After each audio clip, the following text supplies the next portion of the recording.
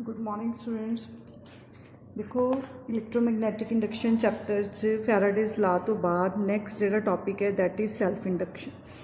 Self inductance के case च देखो इंडक्टर्स ने मतलब एक कॉयल जिहड़ी है उहदी प्रॉपर्टी हुंदी है सैल्फ इंडक्शन दी, मतलब इंड्यूस GMF प्रोड्यूस करन दी जदों इहदे चों करंट पास करदा है। ठीक है, तो तुहाडे कोल एक सर्किट है, बैटरी है, की है, उस इंडक्टर लग्या होया L। दैन अगर तुसी यह की नू क्लोज कर दो मतलब सर्किट कंप्लीट हो जाता है। दैन दिस करंट प्रोड्यूस जो करंट पास करना है, current produce magnetic field B in and around the coil. तो एक करंट है जो एक मैगनैटिक फील्ड प्रोड्यूस करता है। तो magnetic flux linked with the coil की है, मैगनैटिक फ्लक्स हो गया B.DS। ठीक है, ਹੁਣ देखो कहते जो करंट है क्योंकि करंट एकदम मैक्सीमम नहीं होंदा circuit, current will take some time to reach its maximum value. During this time the current in the circuit changes. ਇਹਦਾ मतलब जे करंट चेंज हो रहा है तो जोड़ा मैगनैटिक फ्लक्स प्रोड्यूस हो रहा है ड्यू टू करंट वो भी चेंज होगा। तो वो चेंजिंग फ्लक्स है जोड़ा changing flux produced induce GMF in the circuit, ये इंडक्टर की अपनी एक प्रॉपर्टी है। ठीक है, कहते सपोज करो there are no magnetic materials in the coil, तो जिन्ना मैगनैटिक फील्ड प्रोड्यूस्ड होया है वो किस चीज़ पर डिपेंड करता है, मतलब जो फ्लक्स प्रोड्यूस हो रहा है डिपेंड करता है करंट कितना है, क्योंकि इतने होर कोई फैक्टर नहीं है, करंट पे डिपेंड करता है। तो फ्लक्स की हो गया LI, L की है कॉन्स्टेंट ऑफ प्रोपोर्शनैलिटी है and it is called the self inductance of the coil. तो L की वैल्यू किस चीज़ से डिपेंड करती है, L की हो गया फ्लक्स अपॉन करंट, L की हो गया फ्लक्स अपॉन करंट। तो इतने L की वैल्यू डिपेंड करती है geometry of the coil, means जी कॉयल है ये शेप किस तरह की है, medium inside the coil, coil के अंदर द मटीरीयल की है जिहदे उपर रैप किया होया इहनूं, number of turns in the coil, coil दे विच नंबर ऑफ टर्न्स किन्नियां ने।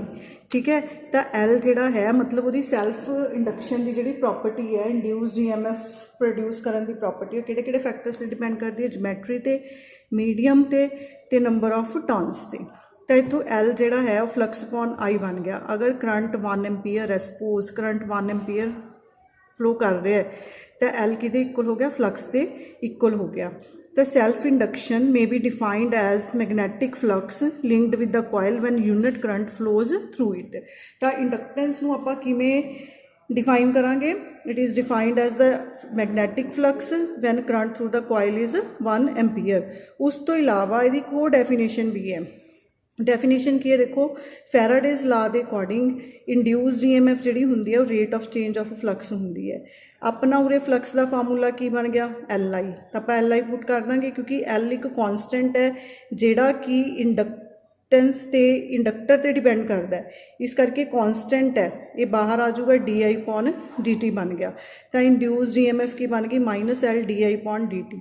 हूँ जो rate of change of current 1 है, rate of change of current की है 1 है, तो इंड्यूस GMF कितनी आ गई -L आ गई। The self inductance may be defined as EMF induced in the coil due to unit rate of change of current in it। तो ये सेकंड डेफिनेशन है। उस तो बाद यूनिट ने सैल्फ इंडक्टेंस दे। देखो अगर असी इस फार्मूले तो देखते हैं जो आप पिछे ड्राइव किया उतों L की वैल्यू कितनी है इंड्यूस GMF DI/dt। तो यूनिट्स की ने इंड्यूस GMF दे वोल्ट, DI/dt दे यूनिट्स की ने एम्पीयर पर सेकेंड, वोल्ट अपॉन एम्पीयर पर सेकेंड। ठीक है, ये जी कॉम्बीनेशन है वोल्ट अपॉन एम्पीयर पर सेकेंड, इनू की बोलते हैं हैनरी बोलते हैं, की बोलते हैं हैनरी। मतलब अगर एक अंदर DI/dt 1 एम्पीयर पर सेकेंड ले लिए, DI/dt की है 1 एम्पीयर पर सेकेंड, इंड्यूस GMF की है 1 वोल्ट, तो इंडक्टेंस नूं आपां की बोलांगे 1 हैनरी। तो inductance of circuit is set to be 1 henry, inductance 1 henry है जे EMF 1 वोल्ट इंड्यूस हो रही है सर्किट से, rate of change of current की है 1 एम्पीयर पर सेकेंड है। क्लीयर है। उस तो बाद एक्सप्रैशन है फॉर सैल्फ इंडक्टेंस और न्यूमैन फार्मूला बोलते हैं बेटा, 2 आर्टिकल आएंगे, सैल्फ इंडक्टेंस पढ़ रहे हैं आप, नैक्सट म्यूचुअल इंडक्टेंस पढ़ांगे, दोनों के आलमोस्ट जिहड़ियां डेरीवेशनस ने वो सेम ने। ठीक है, तो सैल्फ इंडक्टेंस की डेरीवेशन आप बोलते हैं न्यूमैन फार्मूला बोलते हैं। ये लिए कहते सपोज करो एक सर्कुलर लूप है, करंट लूप है जिसों करंट पास कर रहा है which is changing, this current will give rise to magnetic field, current करके मैगनैटिक फील्ड प्रोड्यूस होगा। तो magnetic field at point P जिहदा पोजीशन वैक्टर R है due to the circuit is given by Biot Savart's law कि एक current pass कर रहा है due to current element at point P magnetic field कितना होगा μ0/4 I dr dash cross r minus r dash the cube. ये magnetic field expression according to Biot Savart law. पर magnetic flux अपना की हुंदा B डॉट ds। ਇਹਦਾ मतलब ਇੱਥੇ ਆਪਾਂ ਸਾਰੀ ਇਹ B ਦੀ ਵੈਲਿਊ ਪੁੱਟ ਕਰਾਂਗੇ। B ਦੀ ਵੈਲਿਊ ਪੁੱਟ ਕਰਤੀ, ਆਹ ਵਾਲੀ ਸਾਰੀ ਵੈਲਿਊ ਇੱਥੇ ਪੁੱਟ ਕਰਤੀ।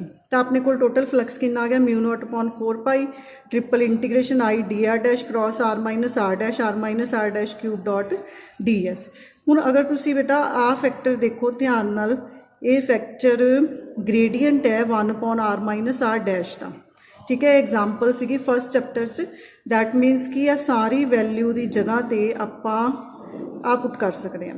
अपने इहदी जगह सारे की जगह ते की पुट कर लिया gradient of 1 minus r dash, ठीक है, डॉट ds अपना एज इट इज़ पे है। बट ये की आऊगा विद नैगेटिव साइन आऊगा। यदा मतलब इतने साढ़े कोल दो वैल्यूज़ आ गई जिन्हों की कर्ल पई है, मूरे नैगेटिव साइन पे है। तो आपां नूं पता है कि a cross b is equal to minus b cross a हुंदा है। तो ये नैगेटिव साइन आपां खत्म करने के लिए इन्हों की करांगे इंटरचेंज कर देंगे।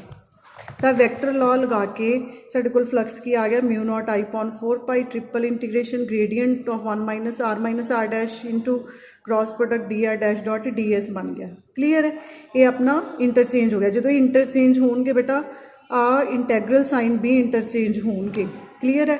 उस तो बाद आपां नूं पता है डेल क्रॉस फाई ए मतलब एक स्केलर है एक वैक्टर है।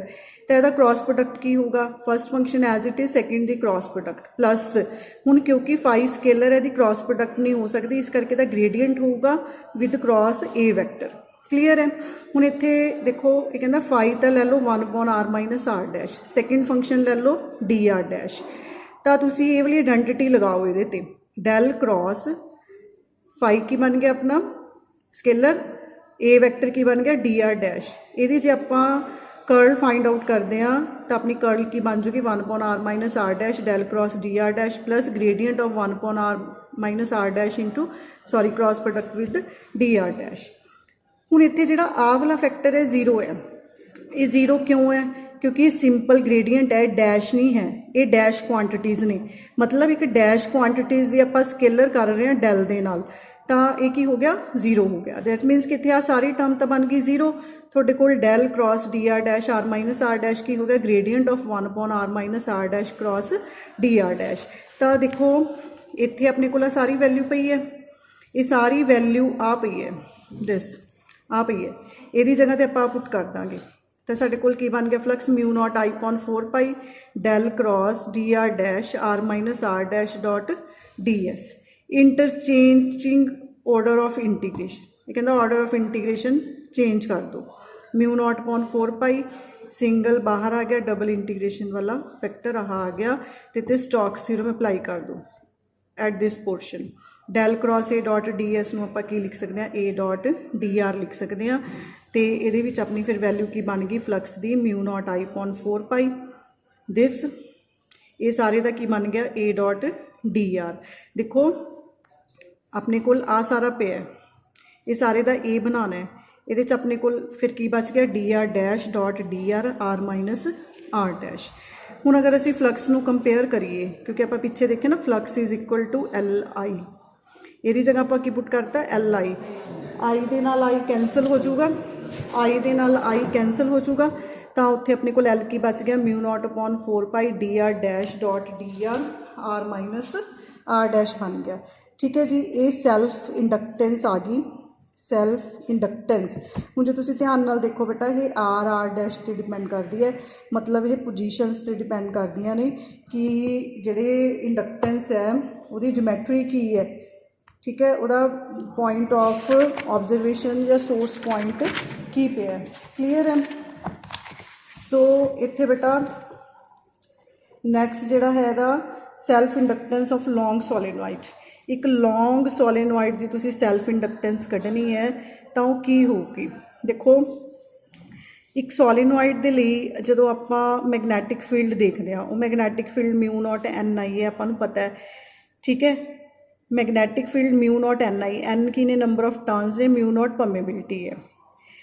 Magnetic flux linked with each turn off solenoid, देखो नंबर ऑफ टर्नस ने, ठीक है। एक टर्न दे नाल एक टर्न कोले कितना मैगनैटिक फ्लक्स जनरेट हो रहा है, वो की होगा, वो कितना उत्थे फील्ड है तो उसका एरिया ऑफ लूप कितना है, ठीक है। ये फ्लक्स, क्योंकि आप फ्लक्स की बोलते होंगे, आप फ्लक्स बोलते होंगे बी डॉट डी एस, मतलब फील्ड कितना है तो डी एस उसका एरिया कितना है, मैगनैटिक फील्ड कितना उत्थे तो एरिया कितना है, ठीक है। बी की वैल्यू कितनी है, mu not N I A.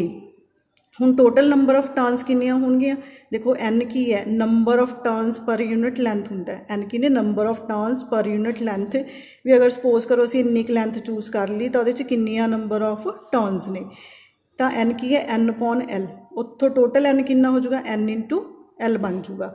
That मीनस कि टोटल फ्लक्स फिर कितना हो गया, टोटल फ्लक्स जिन्नियां उच नंबर ऑफ टर्नस ने तो एक टर्न के लिए फ्लक्स कितना है, ठीक है जी। तो इतों फ्लक्स की वैल्यू कितनी होगी, एन की दे बराबर हो गया, एन इंटू एल के बराबर हो गया। ये फ्लक्स की वैल्यू अपनी कितनी है, mu not N I A, so mu not N square L I A बन गया। ये फ्लक्स हो गया total due to solenoid for जिन्नियां उहदे च नंबर ऑफ टर्नस ने।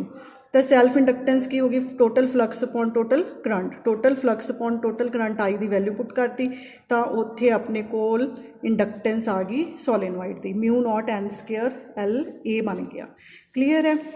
उसी तरह बेटा सैल्फ इंडक्टेंस है टोरियोइड की, टोरियोइड की है वैसे सर्कुलर फॉर्म दे विच है, वैसे ध्यान रखना है कि सर्कुलर फॉर्म दे विच है, तो अपना एंड रिजल्ट जिहड़ा होगा वो सर्कुलर फॉर्म मतलब पर यूनिट सरकमफ्रेंस आ जाऊगा। क्लीयर है। सो इत्थे बेटा टॉपिक खत्म कर रही हूँ मैं अज दा। Thanks a lot.